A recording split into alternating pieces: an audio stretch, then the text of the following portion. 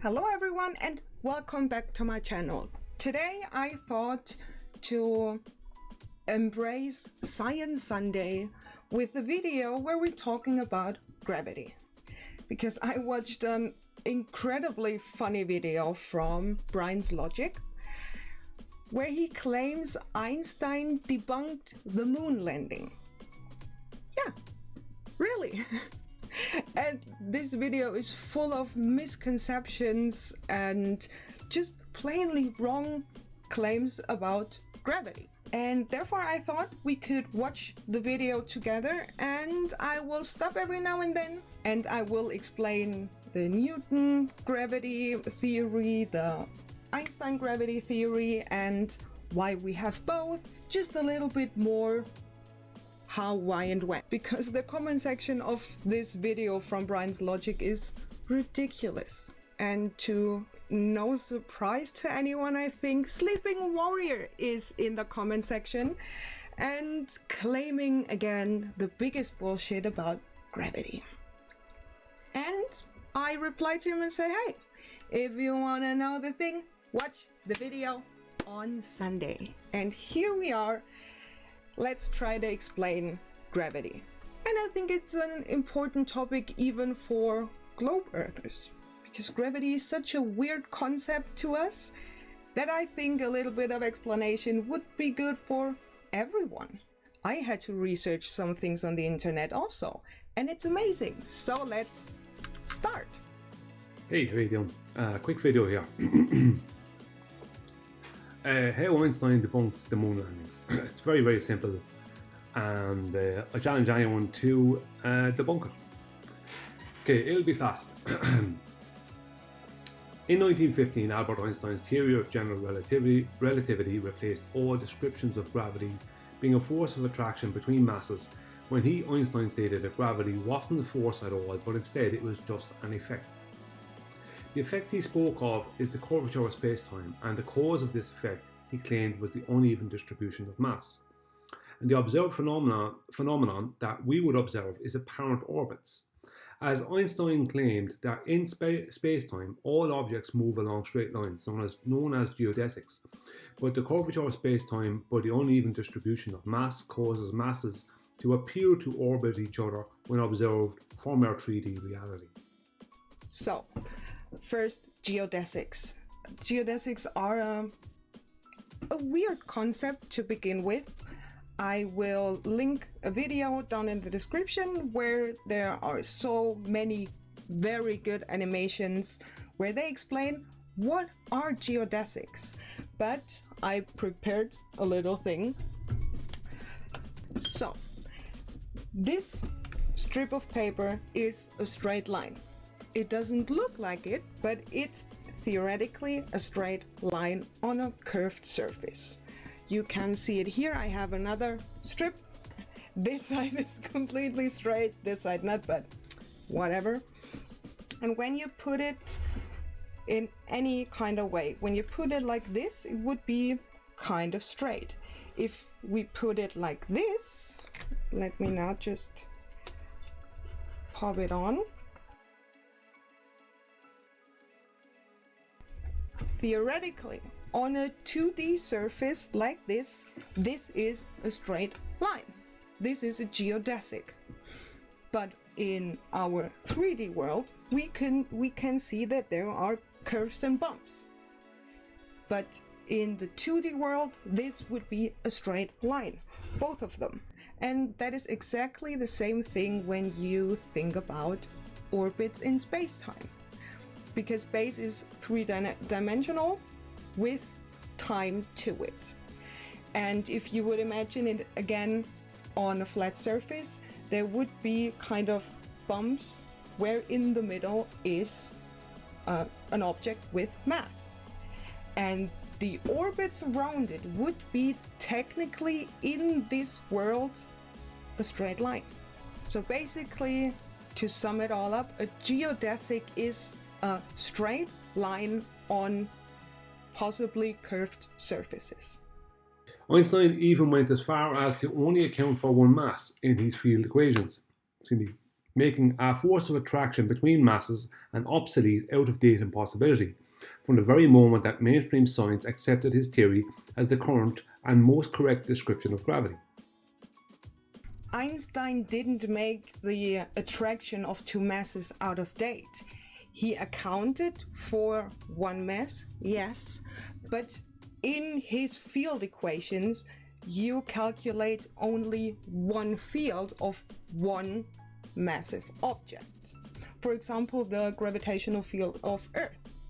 But when you think about that, Albert Einstein said gravity is an effect of curved space-time, you could actually think for yourself why you wouldn't need the mass of the second object.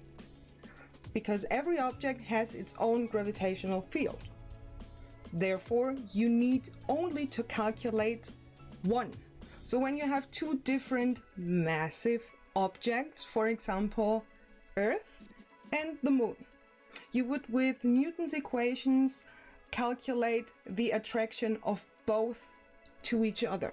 With Einstein's equations, you would calculate the gravitational field of Earth all around it, and then the gravitational field of the Moon, and then you have an idea how they attract each other. So it's still an attraction of two objects, but not in the same way as Newton thought of it. There is the difference. Because Einstein knows it's not that this mass attracts this mass and then they meet at some point. He knew that it's the bending of space-time that let it appear as an attraction. They just fall onto themselves. But in junior schools, high schools, colleges and universities all across the world, they still teach children and young adults that gravity is a force of attraction between masses. Why? A lot of people have asked this question of why are they still teaching people that gravity is a force of attraction between masses when that description was replaced by Einstein over 100 years ago? That is a pretty easy question to answer. Because when I learned about Einstein's equations and theory of relativity, I had the same question. I asked my teachers, why do you teach us that when it's technically not true anymore? And the answer is easy. Try to explain to children how an object that has a mass can bend space and time. You know, it's such a hard concept to grasp, even for adults, even for many academics. It's such a weird concept. How on earth would you describe it to children? Right, you wouldn't. But at least in the school I went to, they told us this is Newton's theory of relativity, but technically Einstein is more correct. They told us, but they said, hey, for our context, those equations were perfectly fine. When you want to learn this, you can learn it after school. That's basically it. Why would we tell children about this space-time bending weird thing that no one can grasp without years of training, when we could teach them the easy way that is also correct in our context? And most of these people are mainly high-level academics. Well, the answer is very simple. In 1969, NASA claimed to travel to the moon and claimed that they were broadcasting live video from the moon back to Earth. And in that footage, we are shown astronauts hopping around the moon as if they had lost weight. And it was explained to the world that the reason for this was because the moon only has 1/6 of the Earth's gravity. So people and objects would be lighter on the moon than on Earth. But there is one massive huge problem with this, and that is that 54 years prior to this supposed moon landing, Albert Einstein's theory of general relativity was accepted and is still accepted as the most correct and accurate description of gravity, which completely contradicts the moon landings, as NASA's footage shows astronauts under the influence of a force of attraction between masses, gravity, a belief that was made obsolete 54 years prior. No, Einstein's theory was just another cause of the effect of two objects attract each other. The fact that they appear to attract each other is still a thing.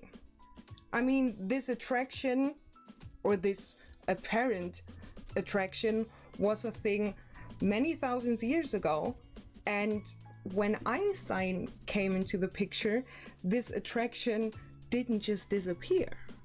Albert Einstein just said, hey, it seems like those two objects attract each other, but technically this is just an effect of curved spacetime and not a force that attracts those two.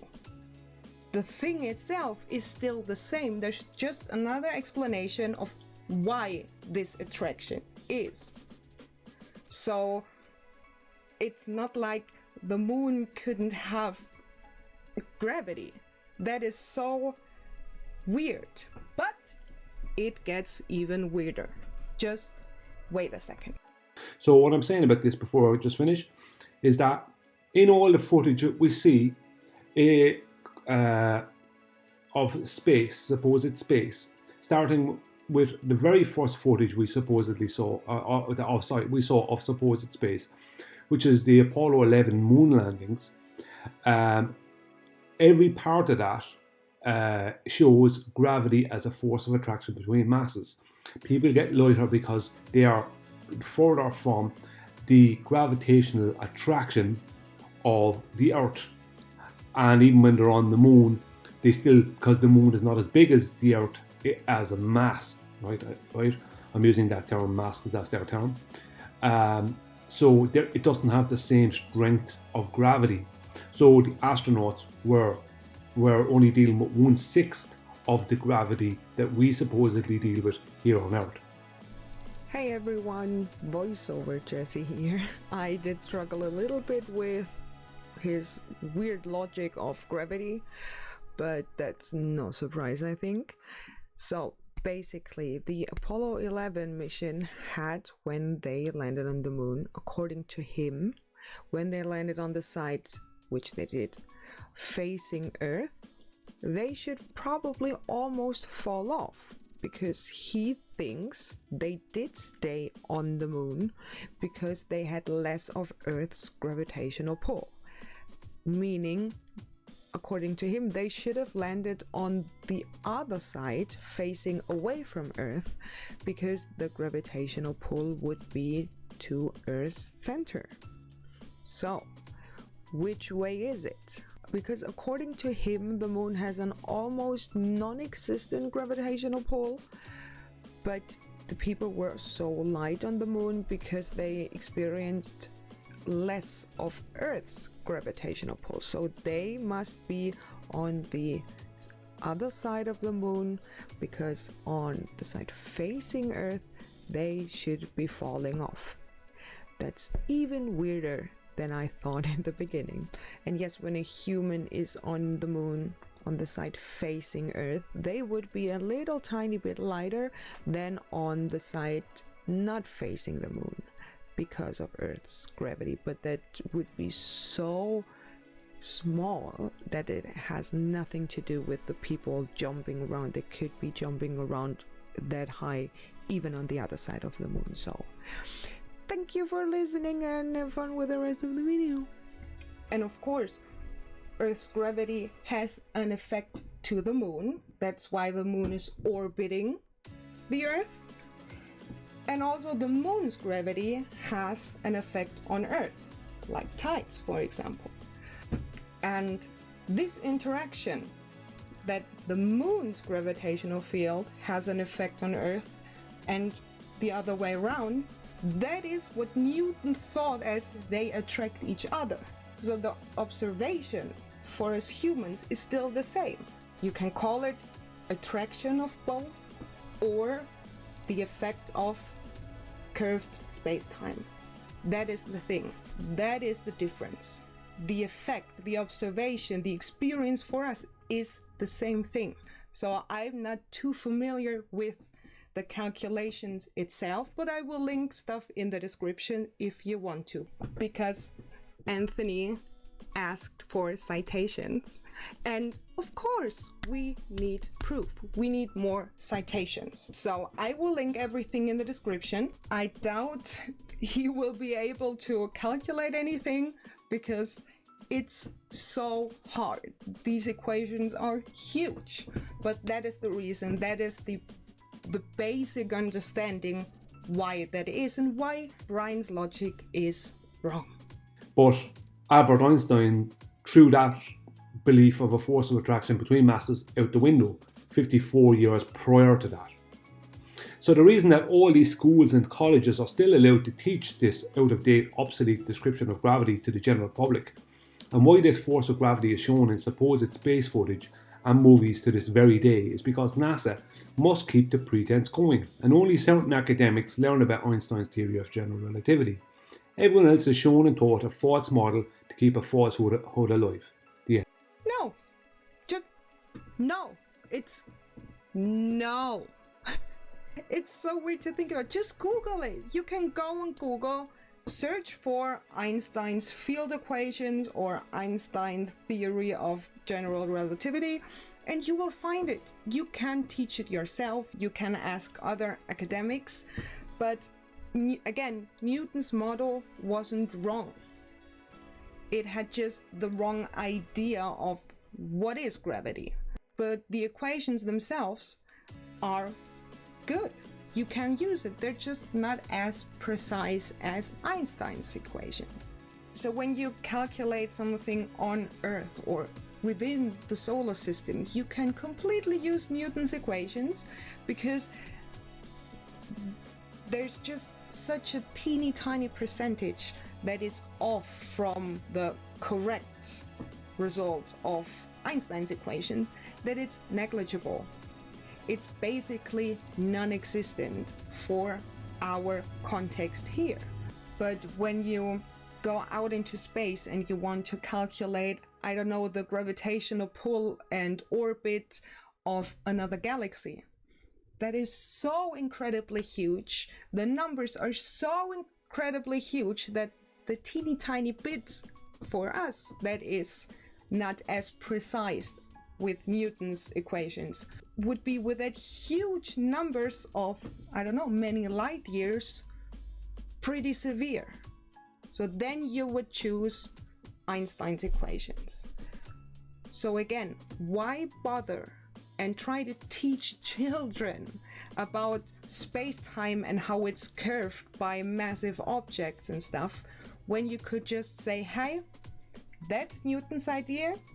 It's not technically correct, but it's way easier to understand and fulfills the purpose on Earth. And no one ever said, hey, Newton is completely right. You don't want to know about Einstein. Einstein is celebrated for it. It's just amazing what he did, what he thought of, and that it's till this day pretty much correct. There are tiny bits and pieces where science knows there at some point will be another theory of gravity that will be even better as Einstein's. We know that. No one denies it. But to think about that the moon couldn't have gravity because Einstein said it couldn't be, so why were there humans? It's not possible. It's just wrong. When you want to claim something about our solar system, gravity as a whole, you need to know what you're talking about. You need to research what is gravity, what is the theory behind it, how did they prove it? Because yeah, the Cavendish experiment is proof of gravity. Even though you deny it, I understand that you do, but still, it's a thing. No one cares if you believe in it or not. It's still a fact. The problem I have with people like you is that you try to brainwash other people. You claim definitely false facts. You try to make up a story behind a fact to change its meaning. And that is not how facts work. If you need a story to change anything, you're wrong. If you think relative density is a thing and not gravity, you're wrong. You don't have equations, you don't have a model, you cannot make any predictions, so you don't have a point. With the theory of gravity, we have experiments, we have evidence, we have calculations with which we can make predictions. We can predict when which planetary constellation is happening at which time and date, precisely to the, I don't know, millionth of a second or something. That is a fact.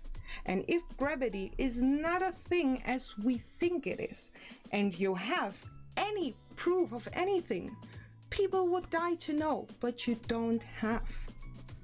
And those videos are there to try to convince people that are kind of vulnerable because they're skeptic of many different things, and you try to brainwash them with knowingly false statements. It's not as deep. Einstein didn't debunk the moon landing. That's such complete and utter bullshit. And I hope this video at least kind of explained how some things have an effect on other and vice versa, and that gravity is a thing. It is proven, there's evidence, and it's an amazing concept to learn more about. So, what did you think about this video? Did you learn something new about gravity? I hope so. And let me know if you're interested in a video that is completely dedicated only to gravity and its effects. Not a debunk, not regarding any claims of conspiracy theorists, just explaining where does gravity come from, how is the effect, how were the older ideas of gravity, and a little bit more in depth about Einstein's theory of general relativity. If you're interested, I would be glad to do a video on it because I think it's so interesting. I love it so much. I mean, I'm a little bit of an Einstein fan, if you haven't noticed. So let me know what you think, and I will see you on Thursday in the next video. Thank you so much for watching.